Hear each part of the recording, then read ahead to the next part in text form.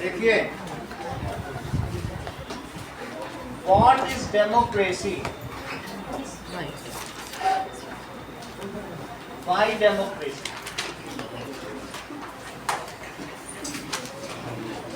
कुछ 1 मार्क्स और 2 मार्क्स के क्वेश्चन लिखिए।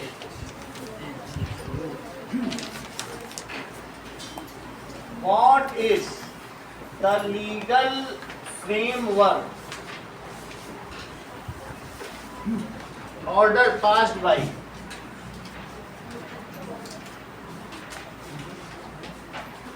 Parvez Musharraf in August?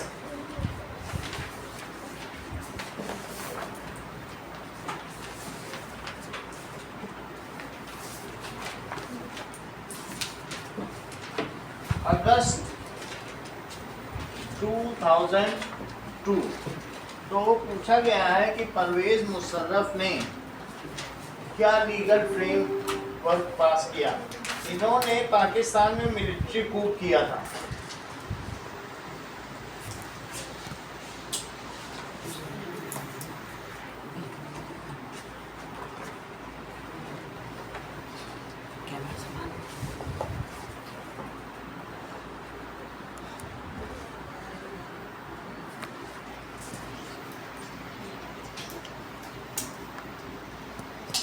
Parvez Musharraf,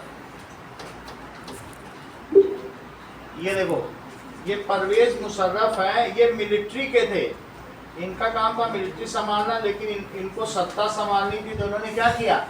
that he has done military coup। ठीक है, वहाँ की जो सरकार थी नवाज शरीफ, अभी नवाज शरीफ के भाई काम कर रहे हैं जिनका नाम है शहबाज शरीफ। तो उनकी तख्ता पलट कर दी, उनके घर को मिलिट्री से घेर लिया और वो अनाउंस कर दिया, प्रेसिडेंट को भी हटा दिया, प्राइम मिनिस्टर को भी हटा दिया, बोला I am the boss of Pakistan. और फिर उन्होंने क्या किया बताइए? लीगल फ्रेमवर्क ऑर्डर पास किया। इसके तहत by this order he can amend the constitution.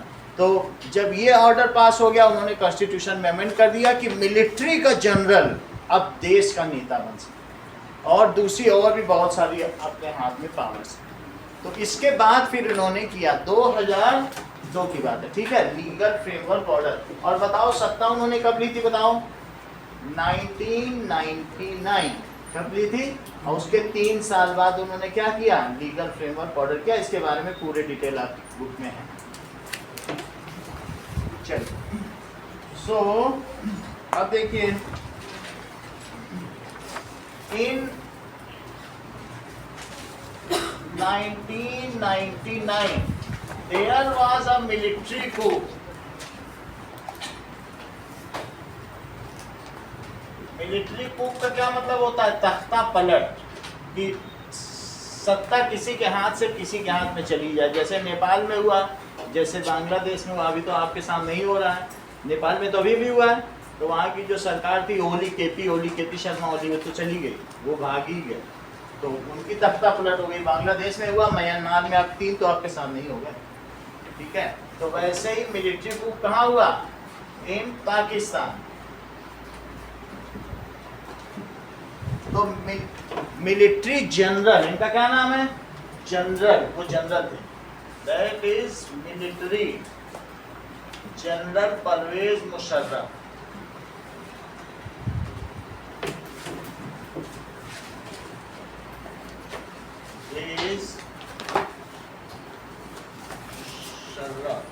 इन्होंने क्या किया? Thrown out elected government. किसको हटा दिया? बोलो, इलेक्टेड गवर्नमेंट, जो डेमोक्रेटिक गवर्नमेंट थी, ठीक है, इंक्लूडिंग पीएम एंड प्रेसिडेंट, सबको हटा दिया। Also he thrown out president, president भी कह सकते हो, थ्रोन आउट क्या, या remove president from its portfolio या पोस्ट, एंड क्लेम्ड हिमसेल्फ, और कैसा किया? Himself as leader of Pakistan. अच्छा ये इन्होंने कब किया था? 1999 में किया था। और फिर उसके बाद अब क्या लास्ट में क्या किया, 3 साल बाद जब देखा उनको सत्ता चलाने में मुश्किल हो रही, क्योंकि ऑर्डर पास करने के लिए कोई अथॉरिटी तो होनी चाहिए। मिलिट्री लीडर के पास करा सकता है कोई ऑर्डर, तो उन्होंने एक फिर संसद में खुद आके एक लीगल फ्रेमवर्क ऑर्डर पास कराया कि सभी सांसद हम सहमत हैं और कि ये जो कहेंगे हम वो मानेंगे। इसको क्या कहते हैं, और ये अगर चाहें तो कॉन्स्टिट्यूशन में अमेंडमेंट भी कर सकते हैं। इसको कहते हैं लीगल फ्रेमवर्क। 3 साल बाद इन्होंने ऐसा किया। नाउ फिर in August 2002 Pervez Musharraf issued Pervez Musharraf issued a legal framework order. 3 साल तक तो कोई दुनिया का देश का नेता उनसे मिलने ही नहीं आया। फ्रेमवर्क ऑर्डर, और उसमें उन्होंने क्या कहा, that amended the constitution of Pakistan. उससे वहां का संविधान ही बदल गया। Amended the constitution of Pakistan.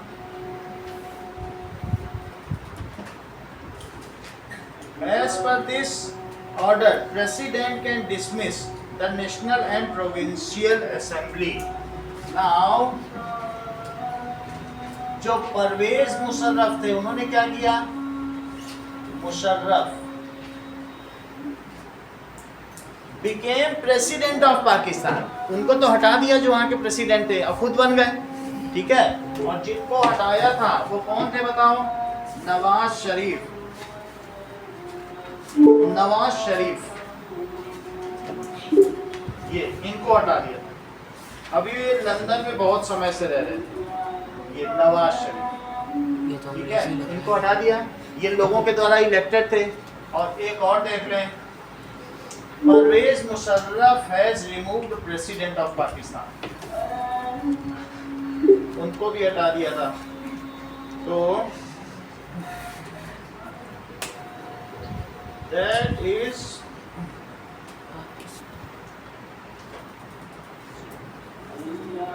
जो भी 10th प्रेसिडेंट को हटाया।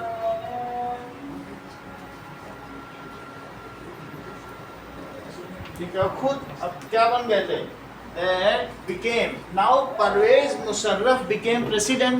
प्रेसिडेंट भी हट गया, प्राइम मिनिस्टर भी हट गया, खुद को क्या बना लिया, जैसे हमारे यहाँ द्रौपदी मुर्मू है ऐसे उन्होंने खुद को क्या बना लिया, became president. As per legal framework order, अब क्या उन्होंने इसमें नियम निकाला लीगल फ्रेम की, now the president can remove और डिसॉल्व एनी प्रेसिडेंशियल असेंबली। वो जिसे चाहें, अब उनके हाथ में पावर है, राज्य की सरकारों को भी हटा सकते हैं। जैसे आप समझो मोदी जी हैं, अब वो चाहें तो यहाँ की सरकार को हटा दें या कहीं हरियाणा वाले को हटा दें। ऐसा उन्होंने कहा कि प्रोविंशियल असेंबली को भी डिसॉल्व करनी, सबको अपने अंदर ले लिया।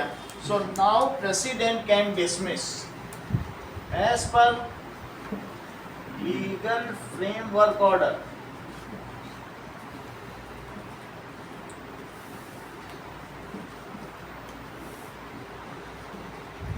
कैन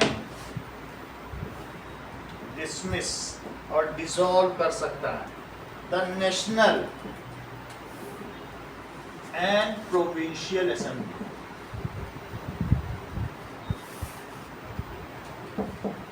प्रोविंस का मतलब क्या होता है, राज्य, प्रोविंशियल।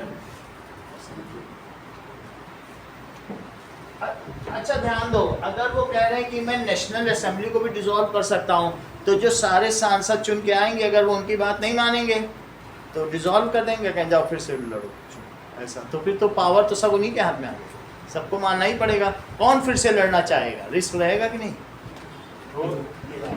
अब देखिए, what is the name of Chinese parliament.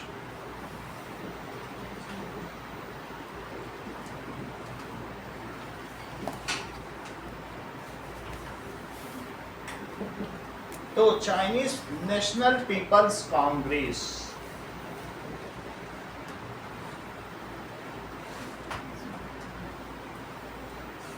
Peoples congress, ये वहां की पार्लियामेंट का नाम है। All leaders of this parliament belongs to Republican Party of China, RPIC। इसे क्या कहते हैं? Republic party of China. सही है। तो जितने भी मेंबर वहां सिर्फ एक ही पार्टी है। In China there is one party rule and all leaders are the member of republic party of China. In China there is one party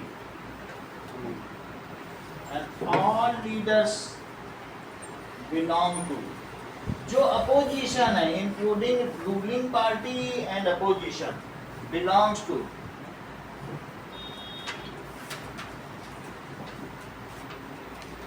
Republic party of China.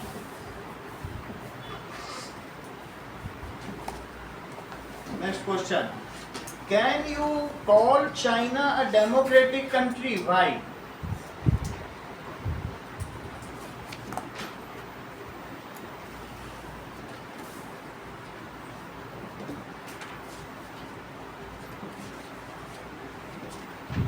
In China, elections do not offer people the serious choice or meaningful choice। अगर यहाँ सिर्फ BJP ही खड़ी होने लग जाए तो जो लोग बीजेपी को नापसंद करते हैं वो लोग किसे वोट देंगे? अगर एक ही पार्टी रूल हो तो उसकी आइडियोलॉजी पसंद ना आए तुमको तो तुम क्या करोगे? So in China though elections are held every 5 years, but due to one party rule, peoples do not have, the voters do not have any meaningful choice. They have to elect or select। वहाँ opposition भी उसी party का, तो एक ही ideology. तो इसलिए in China though there are regular elections,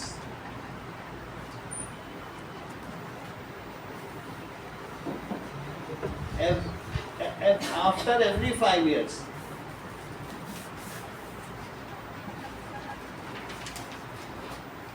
But there is one party rule।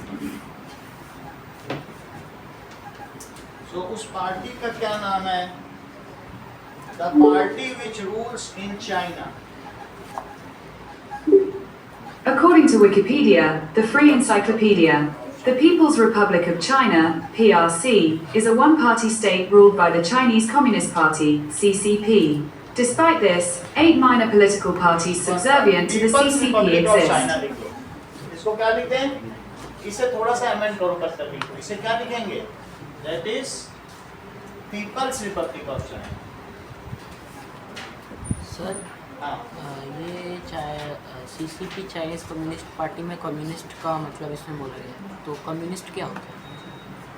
Commune का मतलब है जैसे हम रशिया में सोशलिज्म है ना, तो कम्यून का मतलब है all property belongs to community and no property belongs to individual. इसको यही कहेंगे कम्युनिटी में। ठीक है, यहाँ कोई बहुत इंडस्ट्रियलिस्ट नहीं होगा, कोई अरिस्टोक्रेट नहीं होगा। मनी बिलोंग्स टू कम्युनिटी, किसी का कोई इंडिविजुअल पैसा नहीं है, उसको कम्युनिटी रूल करता है। ठीक है, तो वहाँ पर कम्युनिस्ट पार्टी है। कम्युनिस्ट पार्टी में क्या होगा कि जो वर्कर्स हैं वो कई बार क्या करेंगे, वो पूरी फैक्ट्री के माली वर्कर्स हैं। समझो इस बात को।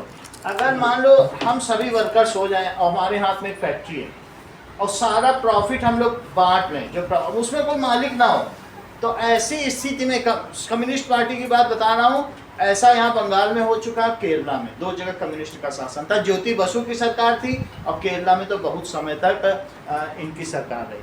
ठीक है, लंबोदरी पाद की सरकार।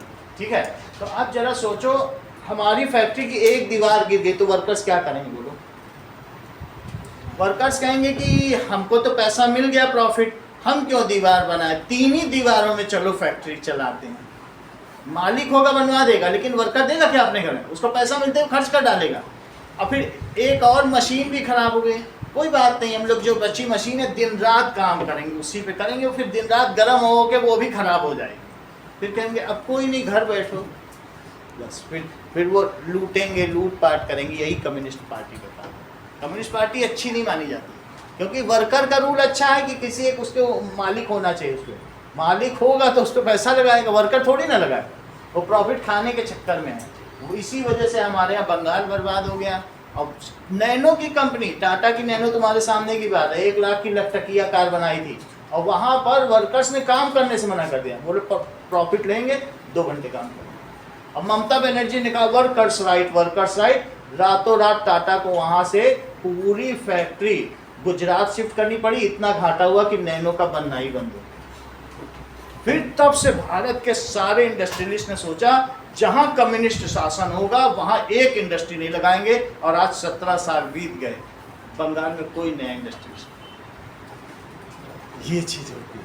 तो वहां पर अगर तुम वहां के लोग पुताई भी करवाने आओगे ना, तो व्हाइट वाशर जो वर्कर मैंने वो ऐसे मारेगा, ऐसे दीवार पे मारेगा, यहाँ बिखर रहा, अब बोल नहीं सकते, बोलोगे तो कहो उल्टा मार देते। ये हमारे सामने की बात। वहाँ के वर्कर से कुछ भी काम करने वाले हैं ना, वो बहुत एडामेंट। कम्युनिस्ट पार्टी का रूल अच्छा नहीं होता, समझ में आ गई? उनको राइट्स सब पता है, ये मेरे राइट्स हैं, काम नहीं करना चाहते। तो वहाँ पर किसका शासन है बताइए? लेकिन यहाँ पर तो खैर बहुत ज़्यादा कम्युनिस्ट पार्टी चाइना में एक तरीके से जो शी जिनपिंग है वो वहाँ के रूलर हैं और पूरी अथॉरिटी है उनकी, जो आर्मी है ना वो बोलने नहीं देती किसी को, टोटल अथॉरिटी।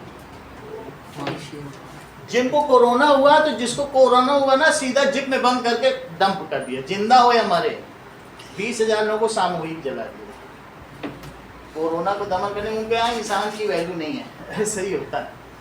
तो समझ में आ गई ना चाइना की क्या हालत है? सर चाइना तो अकाउंटिंग ऑफ पीपल नहीं है, कौन मरा कौन जी रहा किसी को कुछ पता नहीं। एक वहाँ पर 140 करोड़ की आबादी है, वहाँ 20,000 मरते हैं तो गवर्नमेंट कहती है कि हमारे 20 आदमी मरे। और आपको मालूम है 140 करोड़ की आबादी अभी एक्चुअली 52 करोड़ रहेगी, और दुनिया को दिखाता है हमारे 140 करोड़। अगर ऐसा होता तो सबसे बड़ी कंज्यूमर मार्केट वहाँ की नहीं होती, वहाँ सामान बिकता ही नहीं चाइना का बनाया चाइना, क्योंकि वहाँ लोग ही नहीं हैं, सारे मॉल खाली पड़े। वीडियो दिखाएं तो मॉल ऐसे ही खाली पड़े हैं, सब सो रहे हैं वहाँ पर, कहीं कोई है ही नहीं। लोग मरते जा रहे हैं, सेना मारती जा रही है, और अंततः सड़कें खाली है, मॉल खाली है। और अब अमेरिका में उनका सामान बिकना बंद हो गया, तो अब धीरे धीरे कोलैप्स, टैरिफ की, हाई टैरिफ की वजह से ना, तो वो भी है। तो आप समझ लीजिए कम्युनिस्ट पार्टी कहीं सक्सेसफुल नहीं हो सकती।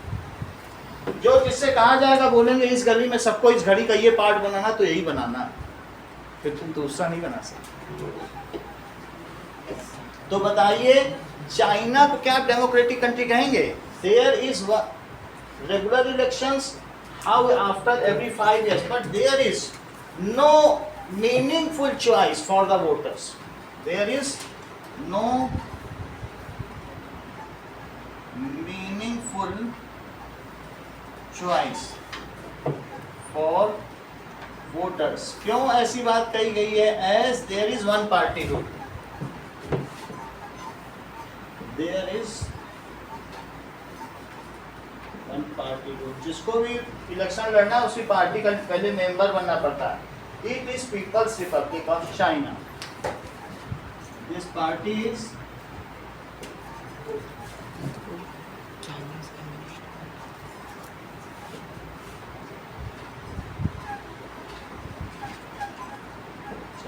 देखिए सर ये जो सीसीपी लिखा हुआ है दोनों एक ही चीज़ है ना, पीपल रिपब्लिक? बिल्कुल ऐसा ही है कि जैसे हमारे यहाँ बीजेपी और आरएसएस की आइडियोलॉजी है, राष्ट्रीय स्वयंसेवक संघ है, उसी की आइडियोलॉजी पे बीजेपी बनी है, तो वही, या जन संघ, तो वैसे सीसीपी है, तो उसकी वो, उसका वो ब्रांच जो इलेक्शन लड़ता है उसको ये करता है। उसका एक ब्रांच वर्कर्स के लिए, उसके कई ब्रांचेस।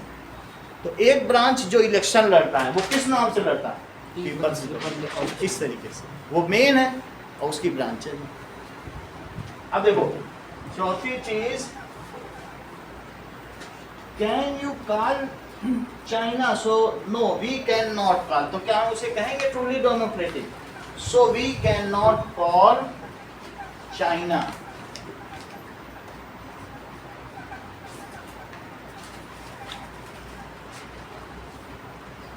एक ट्रू डेमोक्रेसी या डेमोक्रेटिक है।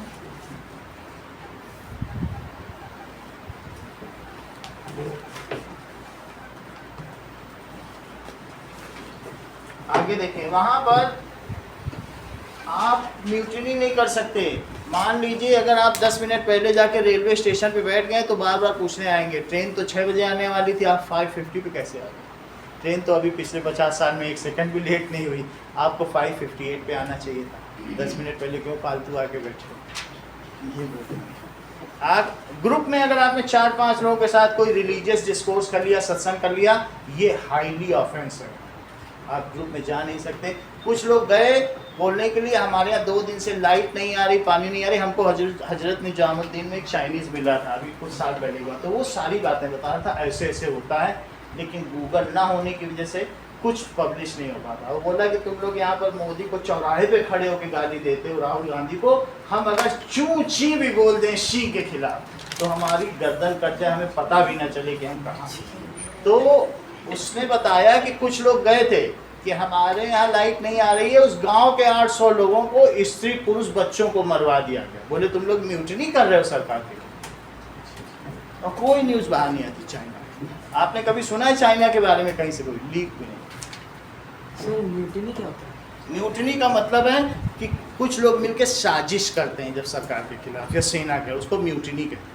सेना में कभी 2 आदमी एक साथ नहीं जाएगा किसी बात को बोलने, उसको म्यूटिनी कहते हैं। जैसे होता नहीं ऑफेंस होता है, क्या सेना में गुटबाजी चलेगी कि 2 लोग चले गए, हाँ सर हमारा अफसर तो ऐसे ही कहता, दूसरा बोले हाँ अच्छा, इन दोनों को पहले जेल में डालो, 2 कैसे आ? 2 नहीं जा सकते सेना, इसको म्यूटिनी कहते हैं ना। नहीं तो तुम गुट बना लोगे, अफसर की बात ही नहीं मानोगे जाके फ्रंट पे। तो 2 अगर एक साथ मिल गए, ये हाई ऑफेंसेस है, उसे म्यूटिनी कहा जाता है, साजिश। तो तुम्हें पता चल गया कि वहां पर डेमोक्रेटिक रूल नहीं है। आगे देखिए, how can you say that Mexico till 2000 was not a democratic country? Now,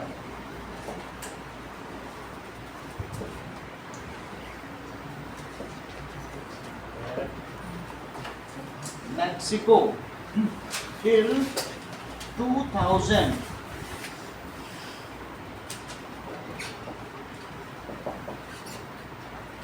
was not a democratic country.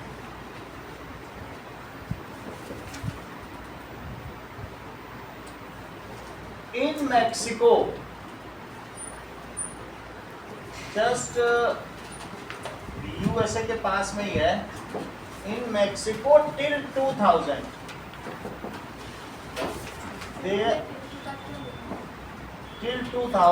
There was, ठीक है, 2000 तक तुम क्यों कहोगे कि मेक्सिको डेमोक्रेटिक कंट्री नहीं था? There was rule of PRI, there was rule of, ठीक है, PRI, that is Public Revolutionary Party या Institutional Revolutionary Party, institutional,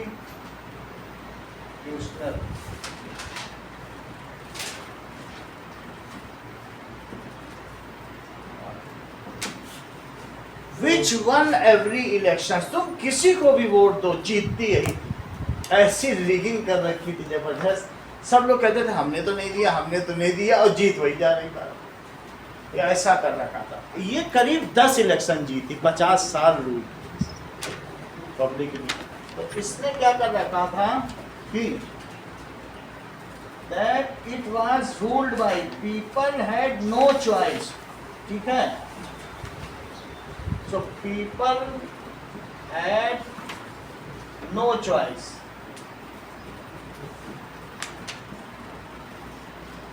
to elect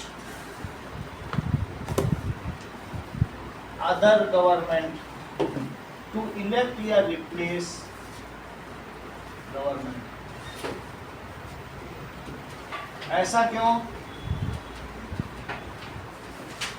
Due to rigging of vote in every election। Her vote में वो voters को भेज देती थी जाओ, और वो खुद थप्पा लगा लगा के उनको जीता। तो क्या होगा उससे? Due to rigging of vote, उस चीज को क्या कहते हैं? Rigging of vote. इसलिए वो ऐसा करते थे, ठीक है। Opposition parties never managed to win,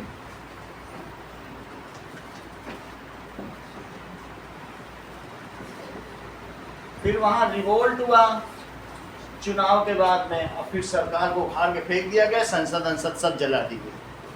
never managed to win. Okay, now give a simple definition of democracy.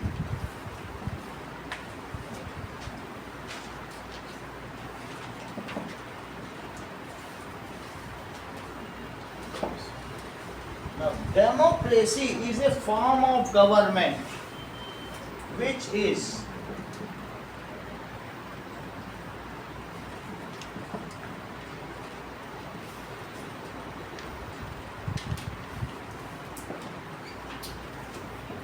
elected by people, and people have a meaningful choice. People का क्या होना चाहिए? Meaningful choice and no forgery, booth capturing or rigging of vote takes place. Democracy should not have any power play or the money game, कुछ भी नहीं होना चाहिए, तब तो वो true democracy। ठीक है?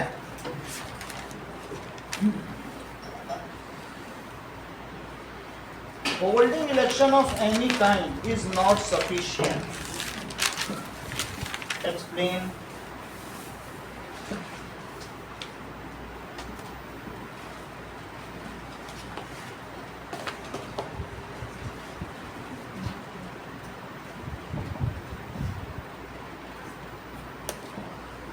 क्या इलेक्शन होल्ड करना ही काफी है? That is yes, it is not sufficient.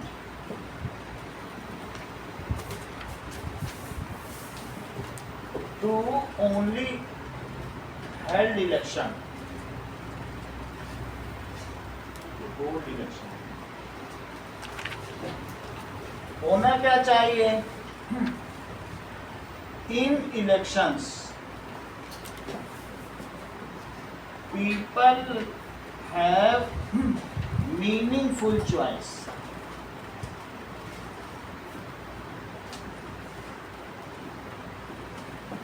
To elect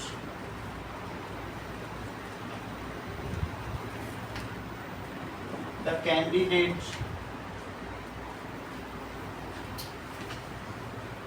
of their own ideology. जो हमारी आइडियोलॉजी, सब पार्टी की अलग अलग आइडियोलॉजी होती है और सब पार्टी का अपना मैनिफेस्टो होता है, चुनावी घोषणा पत्र होता है कि नहीं, तो हमारी आइडियोलॉजी को सूट करेगा, हम उसी को चुनेंगे। सबको तो बीजेपी पसंद नहीं आती, किसी को कम्युनिस्ट आएगी, किसी को कांग्रेस आएगी, तो किसी को समाजवादी पार्टी भी आएगी। तो candidate of their own ideology. दूसरी चीज क्या है आशना?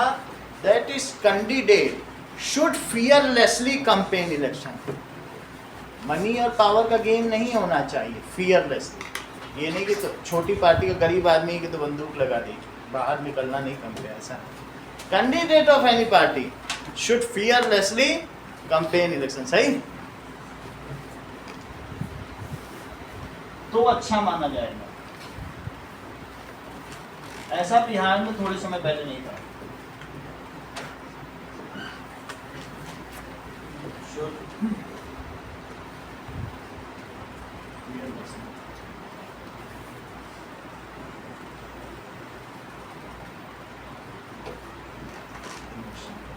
अभी ये जो तेजस्वी यादव है, इसकी शादी में जब हुई थी तो उसने, लालू यादव ने 5000 कारें अलग अलग कंपनियों की न्यू ब्रांड निकलवा दी और 10 दिन घुमाता रहा, और उसके बाद फिर जमा कर दिया, सारा उनका भट्टा बैठ गया। वो फिर उन्हें गिफ्ट ही करनी पड़ी, वो बिक थोड़ी सकती बजाना। तो उन लोगों ने भी सोचा बिहार से समान समय के गुंडा करती, ऐसी गुंडा करती।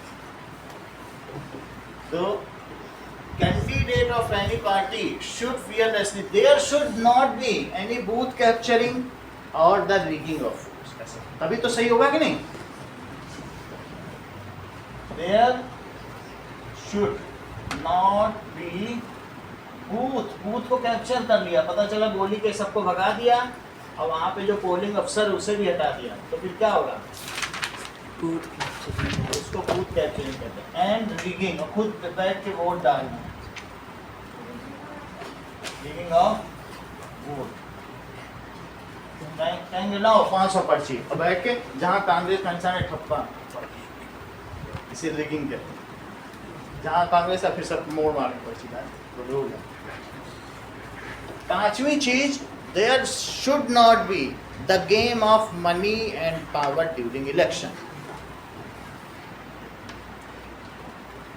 देयर सर लेकिन मनी तो मतलब काम शुड तो नॉट आती बी, अगर उनका एक लिमिटेड पावर होता है उससे ऊपर नहीं होना चाहिए। एक लिमिटेड फंड है, उसकी अकाउंटेंसी चुनाव आयोग इलेक्शन कमीशन करता है कि मान लीजिए 20 लाख से ऊपर आप एक विधायक के लिए नहीं और 40 लाख से ऊपर एक सांसद के लिए आप नहीं इसके ऊपर, ठीक है ना? तो गेम नहीं होना चाहिए। Use of money and power, election should not be the money and power show. और पांचवी चीज क्या है? That the ruling party should not use government machinery and mechanism. उसने ये नहीं बोलेगा कि ये जो यहाँ का सांसद है पुलिस से बोलेगा चलो सब जीप निकालो आज हम लोग का चुनाव प्रचार पेट्रोल डलवा के लाना सब्जी को, ऐसा नहीं कर सकता है। कहे हमारा ही तो तंत्र है। मान लो यहाँ के जैसे अशोक गहलोत हूँ या अभी जो है भजन लाल की सरकार, तो भजन लाल कहेंगे चलो हमारा चुनाव प्रचार है, सब पुलिस वाले अपनी जीप निकालो तेल भरा के लाना, इस बार कर सकता है। तो बेचारे जो दूसरा वाला होगा वो तो गरीब है, वो अपना पेट्रोल भरा है, तुम सरकारी पेट्रोल यूज करो। तो अगली चीज क्या नहीं होनी चाहिए बताइए? There should not be any announcement from religious institutions. पता चला मस्जिद में अल्लाह अकबर बोल के बोले हम सभी लोगों को कांग्रेस को वोट देना, बीजेपी को मजा चखाना है, और ऐसे मंदिर में बोले हम सब लोग बीजेपी को वोट दें, कांग्रेस को मजा चखा दें। तो बोलो ऐसे में क्या होगा? वहाँ लोग भक्ति करने जा रहे हैं, तुम उसका यूज़ करोगे? ये स्कूल का नहीं यूज़ होना चाहिए, मंदिरों का नहीं यूज़ होना चाहिए। करते हैं लोग लेकिन नहीं करना चाहिए, तब आइडियल इलेक्शन होगा। सही है कि नहीं?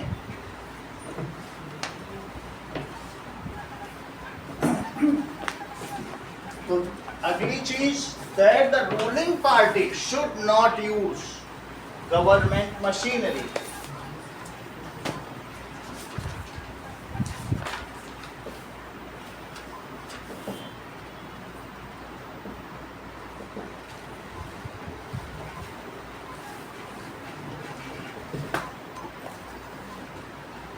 गवर्नमेंट मैन एंड मशीनरी दोनों का ही।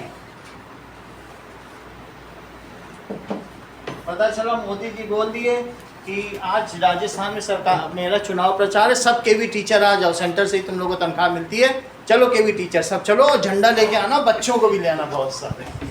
तो क्या होगा बताओ? मैन का भी दुरुपयोग नहीं करना, मशीनरी का भी नहीं करना, भले ही तुम देते हो लेकिन क्या कर सकते हो? और दैट इज रिलीजियस इंस्टीट्यूट्स या religious places should not be used for campaign। Sir कुछ लोग तो अल्लाह ये सब के नाम पे वोट मांगते हैं। नहीं, अगर रिलीजियस प्लेसेस को करे तो चुनाव आयोग अगर उनका कंप्लेन किया जाए, देने का अलग बात है, वहां से अनाउंसमेंट नहीं कर सकते अच्छा, कि वहां माइक में बोलने लग गए तो ये ठीक नहीं। Should not be used for election.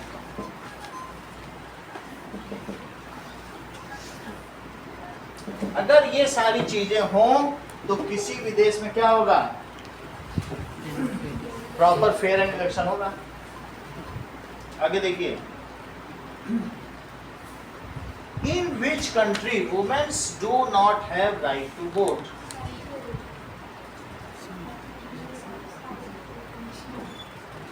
Syria, Syria,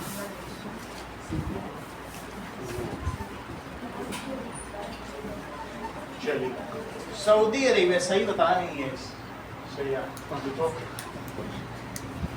Saudi Arabia नहीं, पाकिस्तान में है। Saudi Arabia women's do not have right. बोलिए, women, there is no women's adult franchise. ठीक है, तो वहां पर What do you know about electoral system of Fiji?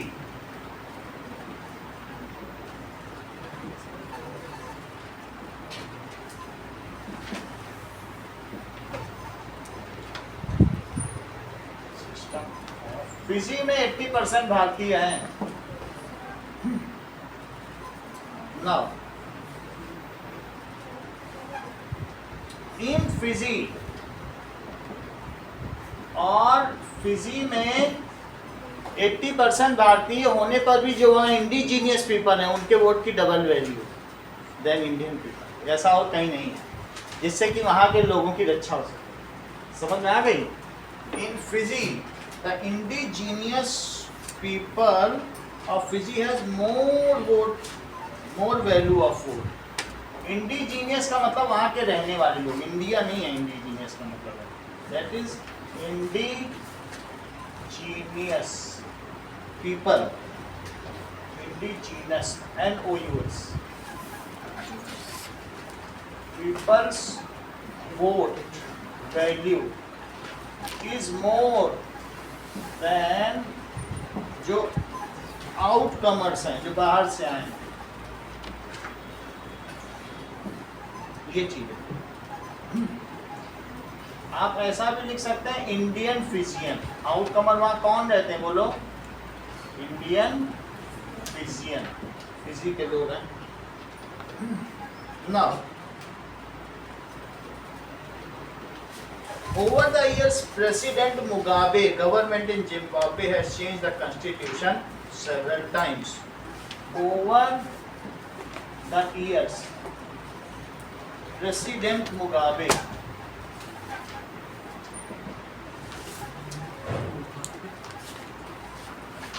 Mugabe's government changed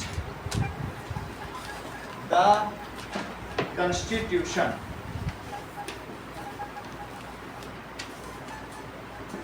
several times. मान लो ऐसा आपको लगे कि गांधी जी बहुत अच्छे नेता हैं और उन्हीं की पार्टी जीतनी चाहिए, और कुछ दिन गांधी जी अगर एम भी होते तो शासन भी करते, और फिर धीरे धीरे उनकी पार्टी भ्रष्ट होती चली जाए, तो ऐसे में आपके मन में क्या आएगा कि अच्छा है कि अब दूसरी पार्टी रहे। कोई अच्छा कर रहा है, मुगाबे ने बहुत अच्छा किया जिम्बाब्वे के लिए, पूरा जिम्बाब्वे बदल के रख दिया, लेकिन वो धीरे धीरे भी हम आपको दिखाएंगे 90 साल के हो गए और लोग उनसे बोर हो गए और उनका तंत्र इतना भ्रष्ट हो गया था कि इवन जो ब्यूरोक्रेट्स थे या सरकारी नौकर थे, अगर तुम उनके पास काम कराने जाते हो या बैंक में भी खाता खुलवाने, तो वो ऐसे कहते गो कल आना, चल ऐसे ऐसे बात करते वो तुमको तुम्हारे काम में ना तुमको नचवा देंगे, तुमको बिजली का बिल हो या कुछ भी। तो ये मुगाबे बहुत अच्छे थे, लेकिन ये बूढ़े हो गए, इनका कंट्रोल अपनी सरकार पे रहा नहीं, तो लोगों ने कहा कि इनके खिलाफ अच्छा इनसे कहो खुद ही निकल जाए, नहीं तो कुछ करेंगे तो फिर और इनकी बेइज्जती ही होगी। समझ में आई बात कि नहीं? तो उस तरीके से वो मुगाबे वहाँ रहे। तो अब इनके बारे में क्वेश्चन पूछा जा रहा है कि इन्होंने ऐसा क्यों किया, तो मैं इनको दिखा दे रहा हूँ।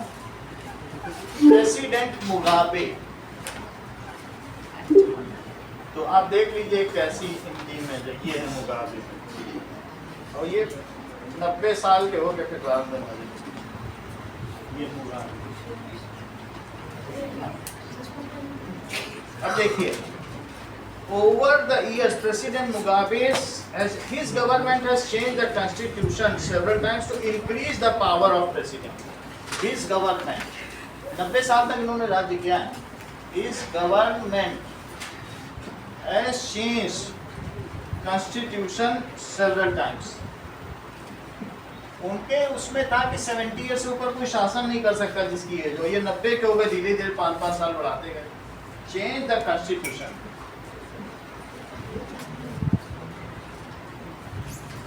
several times to increase the power of president. ये जिम्बाब्वे के थे, ठीक है। several times to increase powers of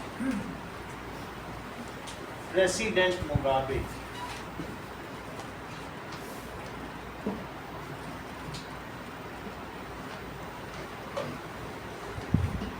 Of Zimbabwe. और उनकी पार्टी का नाम जानू पीएफ था. That is Zimbabwe.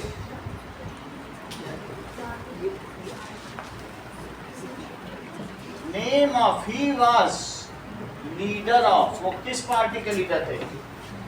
Leader of party, that is जानू पीएफ.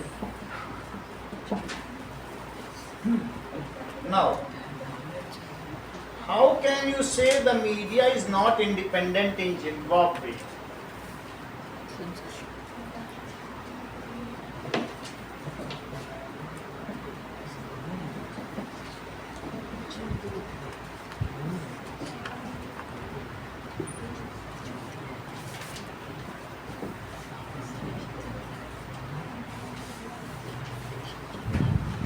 Now, हमारे यहाँ भी पहले ऐसा होता था कि इनमें सेंसरशिप थी. इंदिरा गांधी के समय में लोगों को मालूम था, न्यूज़पेपर पहले इंदिरा गांधी के ऑफिस में जाता था और वहाँ पर वो लोग देखते थे ये इंदिरा गांधी जी के बारे में गलत लिखा है, वो काट देते थे सीधा, और वही आर्टिकल लिखते थे इंदिरा गांधी महान है, वो देवी हैं, वो सब रख दिए जाते थे.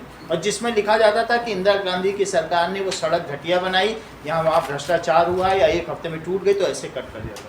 और फिर जो हमारे पास पहुंचता था अखबार इंदिरा गांधी से, तो ऐसे लगता था हम इंदिरा गांधी की स्तुति पढ़ रहे हैं. अब अखबार पढ़ने के बाद जब बाहर निकलो तो सड़कें टूटी. तो पेपर, इसको कहते हैं सेंसरशिप. उसी पे क्वेश्चन कांग्रेस की थी. तो उस समय उन्होंने तो सेंसरशिप में जो जगजीवन राम उनके वो थे ना प्रेसिडेंट, तो उस समय नहा रहे थे. उन्होंने बोला ये बाहर निकलो, टॉवल पहन दो, इससे साइन करो, इमरजेंसी लगनी. और कल ये अटल बिहारी वाजपेयी ये सब लोग गए रामलीला मैदान में, हमको बोले हैं कि इंदिरा गांधी भ्रष्टाचार कर रही है, आज ही इनको गिरफ्तार करना है.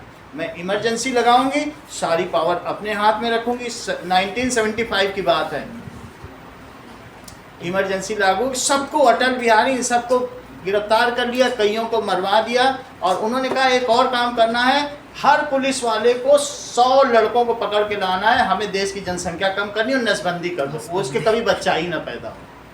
और पुलिस वाला 15 साल के लड़कों को भी पकड़ के ला रहा है, 25, वो कभी पिता नहीं बन सके. उनकी शादी में बहुत उन्होंने अत्याचार किया. जयपुर की तो जो रानी थी, संजय गांधी ने बदतमीजी कर दी थी यहाँ की रानी के साथ, तो फिर क्या किया, उस रानी ने उनको स्कोल्ड किया और झिड़क दिया. तो संजय गांधी अपमानित होकर वहाँ पहुँचे अपनी माँ के पास, तो कि ऐसा ऐसा किया है, यहाँ उन्होंने भेजा, महल तोड़वा दिया और इतने ट्रक सोने लद के आए, वो वहाँ से चले, दिल्ली कभी पहुँचे ही नहीं. उस पर मूवी भी बन गई. इवन इतनी टेरर थी कि संजय गांधी ने उनको एक थप्पड़ मार दिया था, अगले ही दिन उनका प्लेन क्रैश करा के अपने बेटे को मरवा दिया. अपने बेटे के मरवाने में उनका हाथ, लाल बहादुर शास्त्री को ताशकंद में मरवा दिया, अपने पति को भी मरवा दिया. ऐसा लाल बहादुर शास्त्री को मरवा. हाँ, सब बहुत बहुत टेरर लेडी थी और सब चीज उनके हाथ में थी, पूरा ग्रिप. सुप्रीम कोर्ट उनके हाथ में था, हर चीज उनके हाथ में.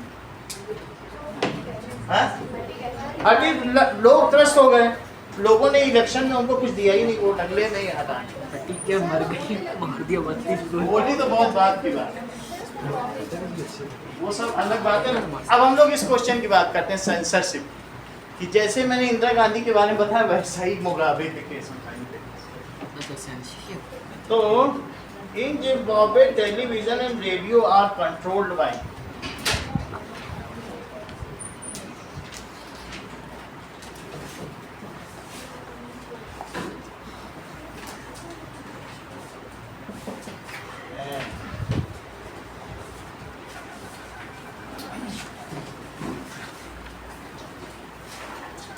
तो ये कौन कंट्रोल करता था? By government and gives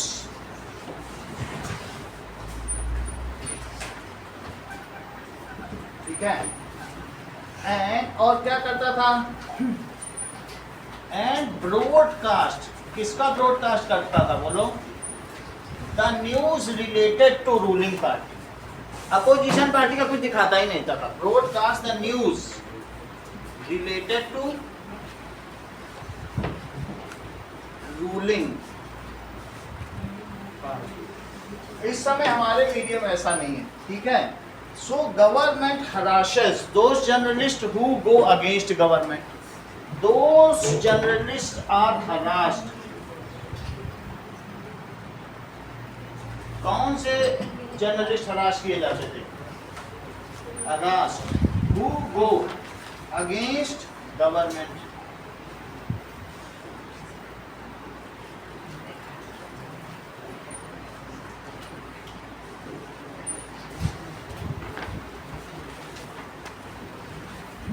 Mention any two limitation of democratic government.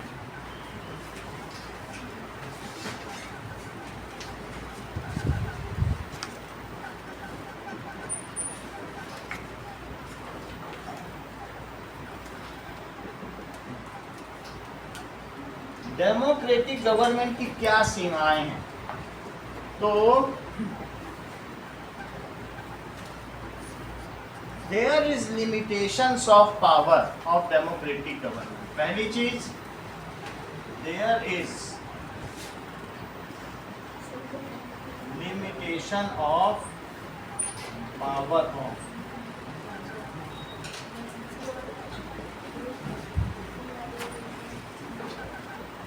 he has to act as per rule book. उन्हें कैसे काम करना पड़ता है, it has to act, it has to act as per rule book, कहते हैं constitution को।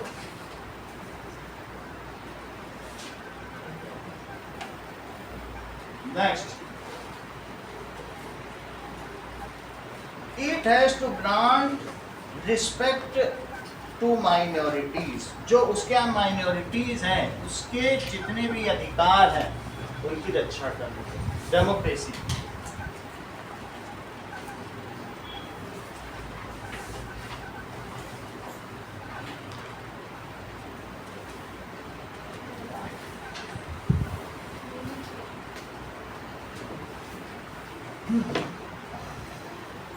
ये इसकी लिमिटेशन है, उस उनके प्रति हमेशा वो सॉफ्ट कॉर्नर रहेगी, नहीं तो उसकी बदनामी होगी।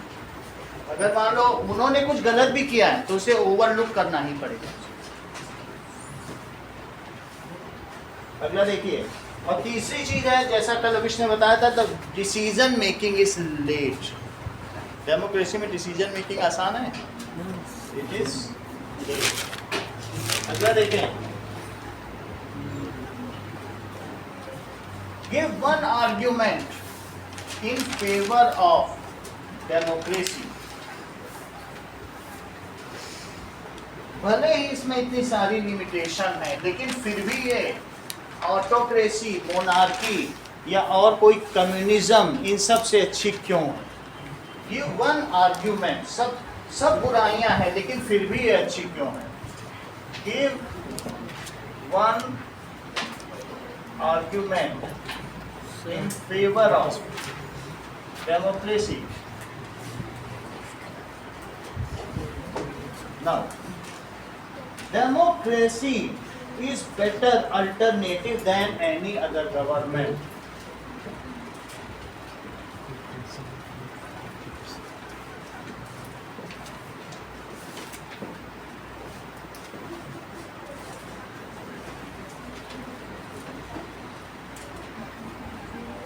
As people enjoy their fundamental rights, most of the fundamental rights in democratic rule, as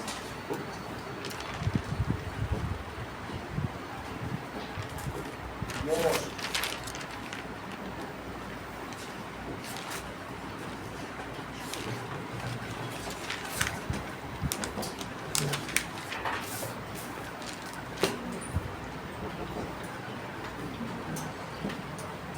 now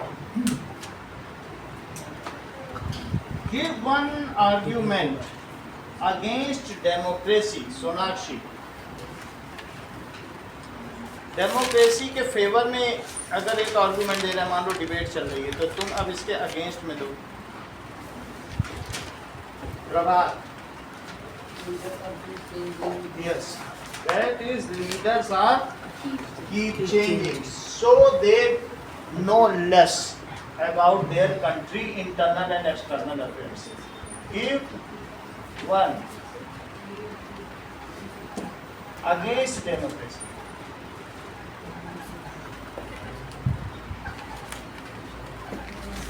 that is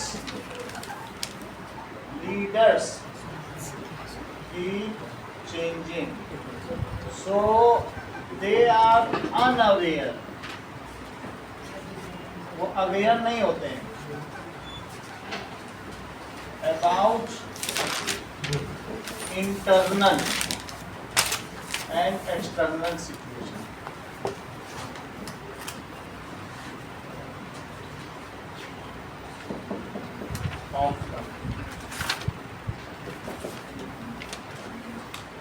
Now,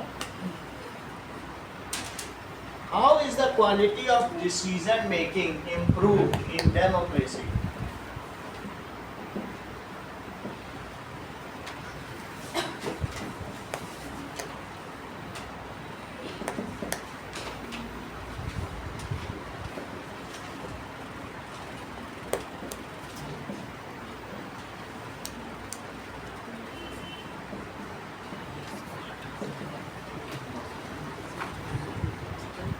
Now,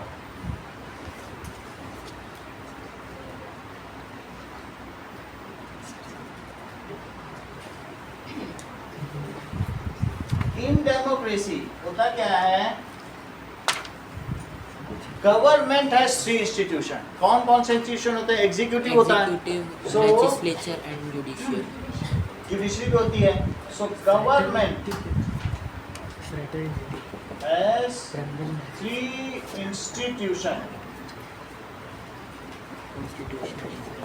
and power is divided among them. उनके बीच में क्या होती है? Divided among them. And there is clear cut marcation of their powers in rule book. Nobody, no institute can breach their powers. क्या वो दूसरी की शक्तियां ले सकता है? नहीं ले सकता। So each institute या each institution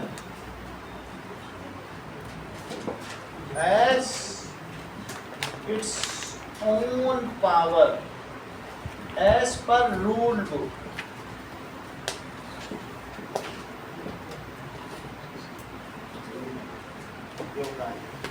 When governments, legislature कोई एक्शन लेगा, डिसीजन लेगा, then executive takes a time to execute it. उसका निष्पादन करने के लिए जो कार्यपालिका थोड़ा समय लेगी। उन्होंने कहा भाई आज ही नोटबंदी करो, ये सब नौकर साहब बोलेंगे आईपीएस ठहर जाओ, एक दिन में काम नहीं होता, हमको 60 साल नौकरी करनी। तुम एक दिन डिसीजन ले लिए, बोले नोटबंदी कर दो, बोलेंगे 2 महीने लगेंगे तब नोट आने। इसको क्या कहते हैं? टाइम लगता है कि नहीं? और उसी टाइम में अगर पब्लिक का एग्रेशन हो जाए, लोग खड़े हो जाए, जगह जगह विरोध करने लगे, तो गवर्नमेंट को समय मिल जाता है, वो चाहे तो अपने निर्णय को वापस भी ले सकते। Government has a possibility to take back its decision. समझ में आ गई बात कि नहीं? तो एज पर रूल बुक, सो इसकी वजह से there is also opposition party. तो इसकी वजह से क्या होता है?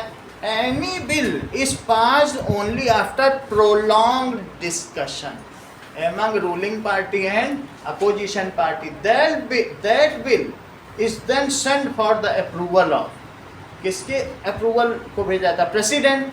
And it is also scrutinised by supreme court कि कहीं ये जो रूल पास किया गया, नहीं तो अगले ही दिन सुप्रीम कोर्ट क्या करे, ये तो तुमने गैर कानूनी कर दिया, तुमने मुस्लिमों को आरक्षण दे दिया, मुसलमानों को ऐसे धर्म के आधार पर दे दोगे, लड़ाई कराओगे देश में। एक धर्म को नहीं दे सकते ना, धर्म के आधार पर दोगे तो जैसे श्रीलंका में गृह युद्ध हो गया, हो ही जाएगा। Yes. अगर कह दो भी बौद्धों को ही सब नौकरी मिलेगी या मुस्लिमों को मिलेगी, तो लोग क्या कहेंगे? फिर दूसरे पढ़ना छोड़ दें। ऐसा कांग्रेस ने 3 जगह करने की कोशिश की, कर्नाटक में करने की कोशिश की, सुप्रीम कोर्ट ने, उच्च न्यायालय ने, हाईकोर्ट बोला कुछ नहीं, ये सब नहीं कर सकते, वोट के लालच में आप कर सकते हो क्या, ये कॉन्स्टिट्यूशन के खिलाफ है। तो क्या होगा बताइए, any bill is pass only after prolong discussion in parliament, ठीक है।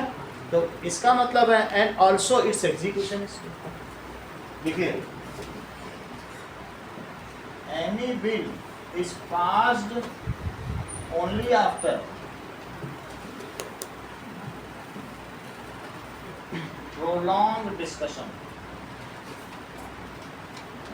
in parliament.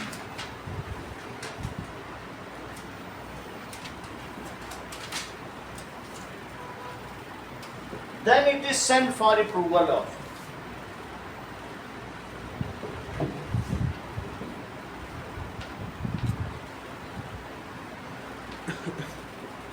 इसके अप्रूवल के लिए president. If you want to amend constitution तो सिर्फ बहुमत ही नहीं चाहिए, 2/3 majority of each state and both lower house and upper house. ये तो उन बिलों की बात की जा रही है जो छोटे मोटे हैं, संविधान को बदलते नहीं है, नोटबंदी कोई संविधान को नहीं बदलती, लेकिन कुछ ऐसे भी बिल होते हैं कि जिसमें क्या होता है कि तुम संविधान ही बदलना चाहते हो। तो ऐसी स्थिति में संविधान के साथ इंदिरा गांधी ने खूब खेल किया, उन्हीं की सरकारें थी, समझ में आई बात कि नहीं। इवन राहुल गांधी ने खूब खेल किया है, उनका लड़का जब वो सोनिया गांधी का लड़का वहां गया था कर्नाटक में, 73 मंत्री में 30 मंत्री आए थे फूल का गुलदस्ता लेके, सोनिया गांधी ने कहा नाम लिखो कौन कौन नहीं आया, उनको बर्खास्त कर दो, निकलो, तुम हमारे लड़के को लेने एयरपोर्ट पे नहीं आए, तुम्हारे पास इससे ज्यादा जरूरी काम। आप समझिए राजीव गांधी ने भी खूब एक्सप्लॉइट किया। राजीव गांधी ने नवल ये जो हमारा विक्रांत है ना, कितना शान शौकत का जहाज है, मुंबई में INS विक्रांत, बोले इसके सभी कर्मचारियों और नेवी अफसर्स को उतारो, हम और हमारा बेटा राहुल और प्रियंका इसमें बैठकर मालदीव जाएंगे चाय पीने। और नवल अफसर जो उनका सबसे बड़ा अफसर है वो हाथ में ट्रे लेकर उनको चाय देगा। ऐसा माहौल उड़ाया गया। अब उस पोस्ट को वहां कई दिनों तक वो जहाज ही नहीं रहा सिक्योरिटी। तो आप समझ गए कि नहीं। तो मेरा कहने का मतलब है डेमोक्रेसी में रिस्क है, वो सारी चीजें हैं, लेकिन फिर भी send for the approval of president. If public shows aggression then also क्या होता है बताइए, bill can be reverted back, या decision can be reverted back. ये सारी इंडिंग, ये खूबियां। इफ ये मतलब जो पीपल है वो क्या करें, शो अग्रेशन या opposes show aggression, then also decision can be reverted. Sir ये किसी मतलब कॉन्स्टिट्यूशन के आर्टिकल में कि मतलब अगर कोई बिल प्रेसिडेंट को मिला तो वो अपने पास रख सकता है, तो ऐसे जो मतलब जो पार्टी बिल दे रही है वो मतलब और भेज सकती है आगे। और जैसे किसी कॉन्स्टिट्यूशन के आर्टिकल में मतलब लिखा हुआ है कि मतलब प्रेसिडेंट को बिल जाएगा तो प्रेसिडेंट रख सकता है, रख ही सकता है, वो जब तक चाहे रख सकता है। वो तो जबरदस्ती सुप्रीम कोर्ट कह रहा है कि नहीं रख सकता, उसको जल्दी कर, वो चाहे रखे या फिर वो कर ले। चलिए आगे का देखिए। नाउ अब देखिए कॉन्स्टिट्यूशनल डिजाइन, अगला चैप्टर देखो।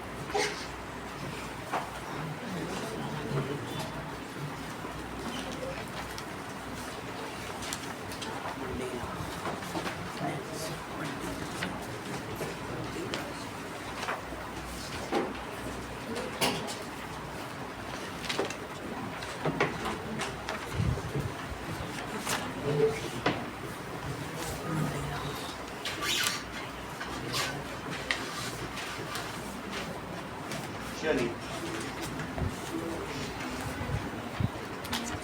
कॉन्स्टिट्यूशन। सर नई वीडियो लगा दें, कर दीजिए, नया कर